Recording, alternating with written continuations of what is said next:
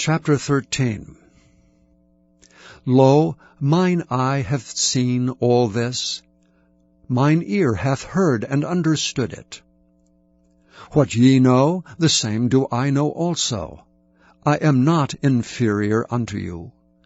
Surely I would speak to the Almighty, and I desire to reason with God. But ye are forgers of lies, ye are all physicians of no value. O that ye would altogether hold your peace, and it should be your wisdom. Hear now my reasoning, and hearken to the pleadings of my lips. Will ye speak wickedly for God, and talk deceitfully for him? Will ye accept his person? Will ye contend for God? Is it good that he should search you out? Or as one man mocketh another, do ye so mock him?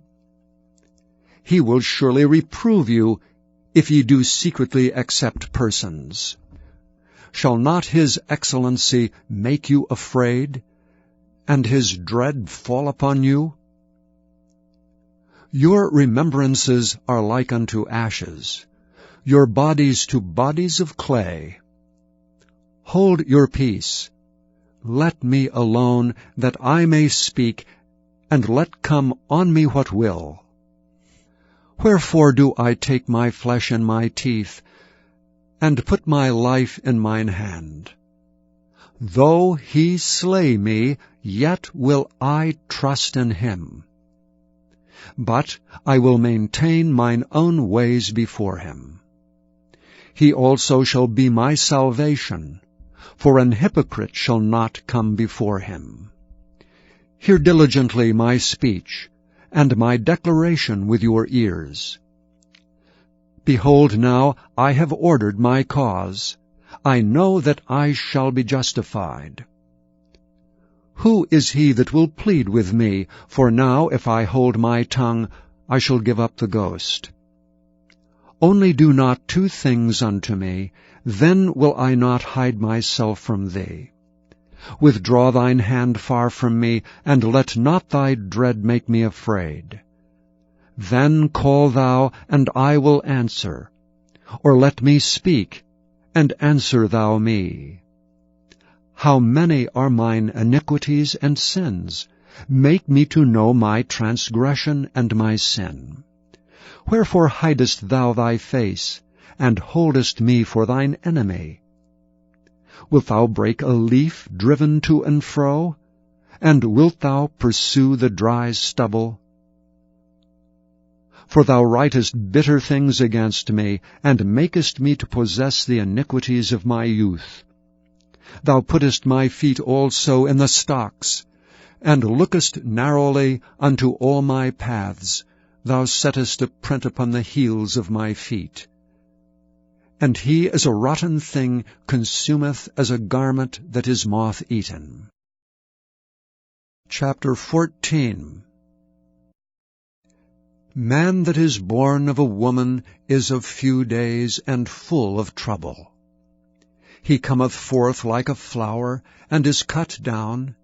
He fleeth also as a shadow, and continueth not. And dost thou open thine eyes upon such an one, and bringest me into judgment with thee? Who can bring a clean thing out of an unclean? Not one. Seeing his days are determined, the number of his months are with thee. Thou hast appointed his bounds that he cannot pass. Turn from him, that he may rest till he shall accomplish as an hireling his day. For there is hope of a tree, if it be cut down, that it will sprout again, and that the tender branch thereof will not cease. Though the root thereof wax old in the earth, and the stalk thereof die in the ground, yet through the scent of water it will bud, and bring forth boughs like a plant. But man dieth, and wasteth away. Yea, man giveth up the ghost, and where is he? As the waters fail from the sea, and the flood decayeth and drieth up, so man lieth down and riseth not. Till the heavens be no more, they shall not awake, nor be raised out of their sleep. O that thou wouldest hide me in the grave, that thou wouldest keep me secret until thy wrath be past, that thou wouldest appoint me a set time, and remember me. If a man die, shall he live again? All the days of my appointed time will I wait, till my change come. Thou shalt call, and I will answer thee. Thou wilt have a desire to the work of thine hands.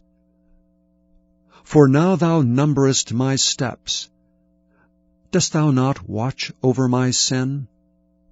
My transgression is sealed up in a bag, and thou sewest up mine iniquity. And surely the mountain falling cometh to naught, and the rock is removed out of his place. The waters wear the stones. Thou washest away the things which grow out of the dust of the earth, and thou destroyest the hope of man. Thou prevailest for ever against him, and he passeth. Thou changest his countenance, and sendest him away. His sons come to honor, and he knoweth it not, and they are brought low, but he perceiveth it not of them. But his flesh upon him shall have pain, and his soul within him shall mourn. Chapter 15. Then answered Eliphaz the Temanite, and said, Should a wise man utter vain knowledge, and fill his belly with the east wind? Should he reason with unprofitable talk, or with speeches wherewith he can do no good? Yea, thou castest off fear, and restrainest prayer before God. For thy mouth uttereth thine iniquity, and thou choosest the tongue of the crafty. Thine own mouth condemneth thee, and not I, yea, thine own lips testify against thee. Art thou the first man that was born, or wast thou made before the hills? Hast thou heard the secret of God, and dost thou restrain wisdom to thyself? What knowest thou that we know not? What understandest thou which is not in us? With us are both the gray-headed and very aged men, much elder than thy father. Are the consolations of God small with thee? Is there any secret thing with thee? Why doth thine heart carry thee away, and what do thy eyes wink at, that thou turnest thy spirit against God, and lettest such words go out of thy mouth? What is man that he should be clean? And he which is born of a woman, that he should be righteous? Behold, he putteth no trust in his saints. Yea, the heavens are not clean in his sight. How much more abominable and filthy is man, which drinketh iniquity like water? I will show thee, hear me, and that which I have seen I will declare, which wise men have told from their fathers, and have not hid it, unto whom alone the earth was given, and no stranger passed among them. The wicked man travaileth with pain all his days, and the number of years is hidden to the oppressor. A dreadful sound is in his ears. In prosperity the destroyer shall come upon him. He believeth not that he shall return out of darkness, and he is waited for of the sword. He wandereth abroad for bread, saying, Where is it? He knoweth that the day of darkness is ready at his hand.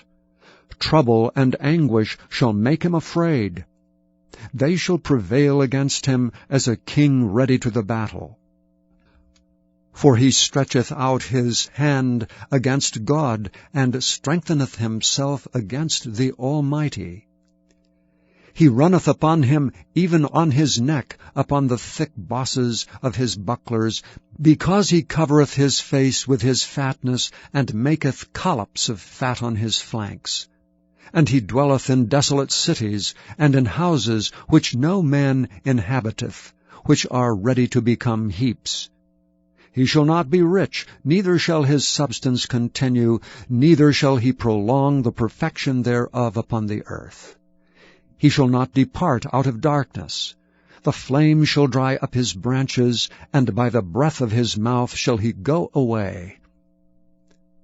Let not him that is deceived trust in vanity, for vanity shall be his recompense. It shall be accomplished before his time, and his branch shall not be green. He shall shake off his unripe grape as the vine, and shall cast off his flower as the olive. For the congregation of hypocrites shall be desolate, and fire shall consume the tabernacles of bribery. They conceive mischief, and bring forth vanity, and their belly prepareth deceit. Chapter 16.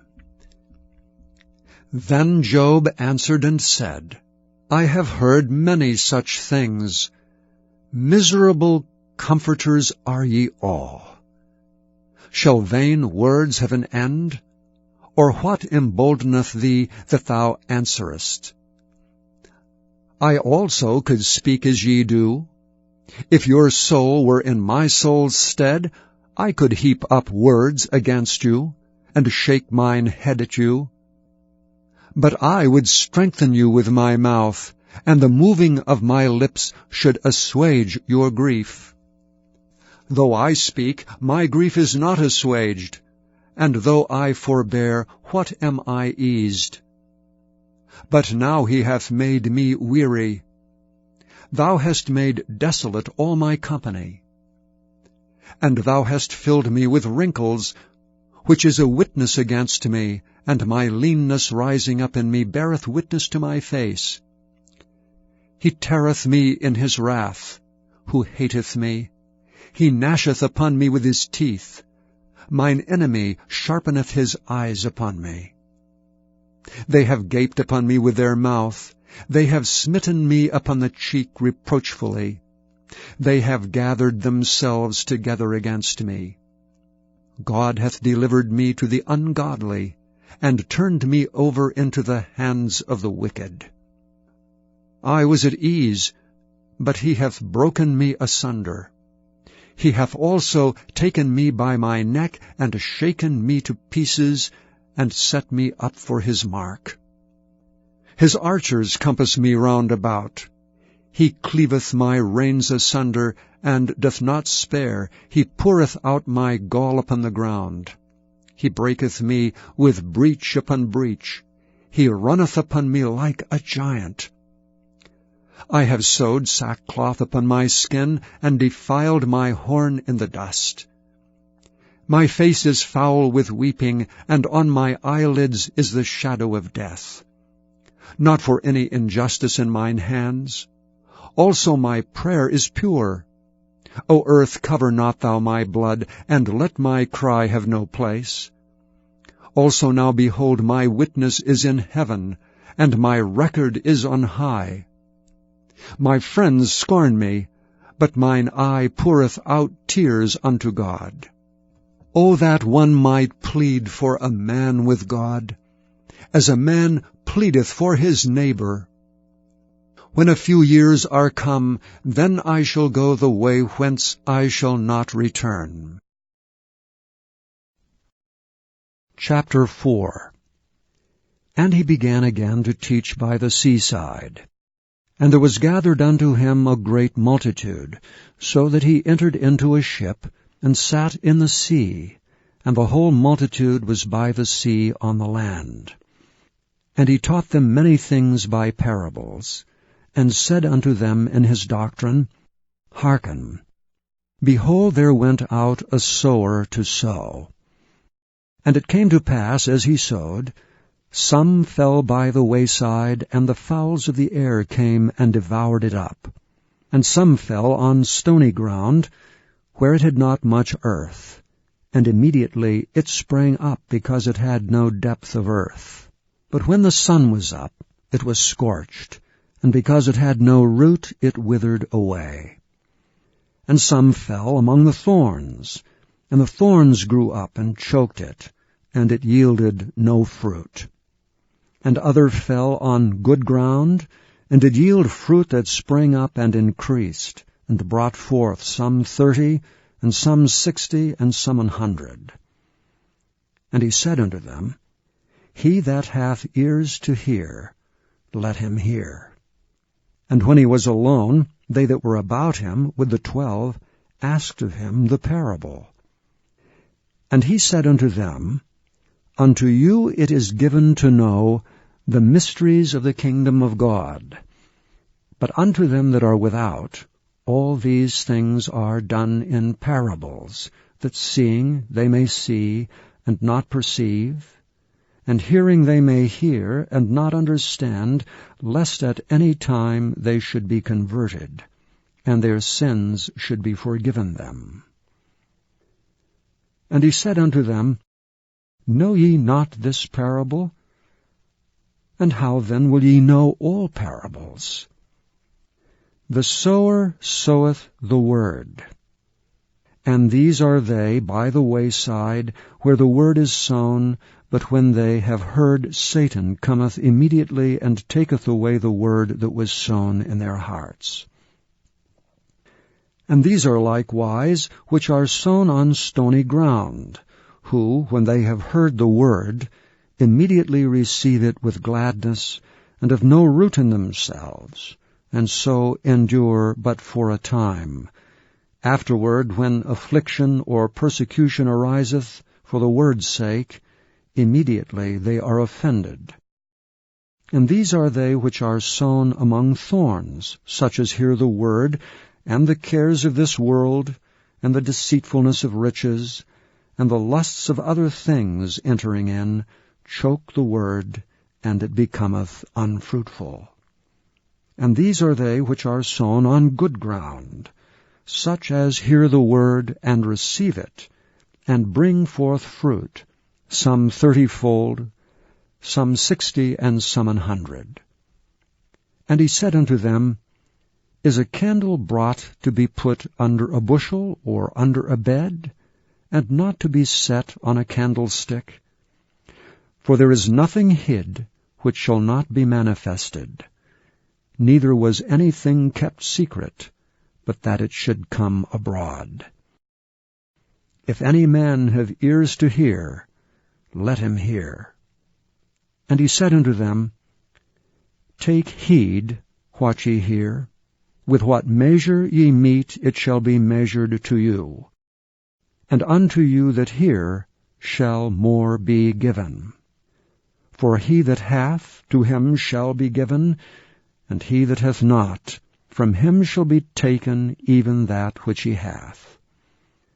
And he said, So is the kingdom of God, as if a man should cast seed into the ground, and should sleep, and rise night and day, and the seed should spring and grow up, he knoweth not how.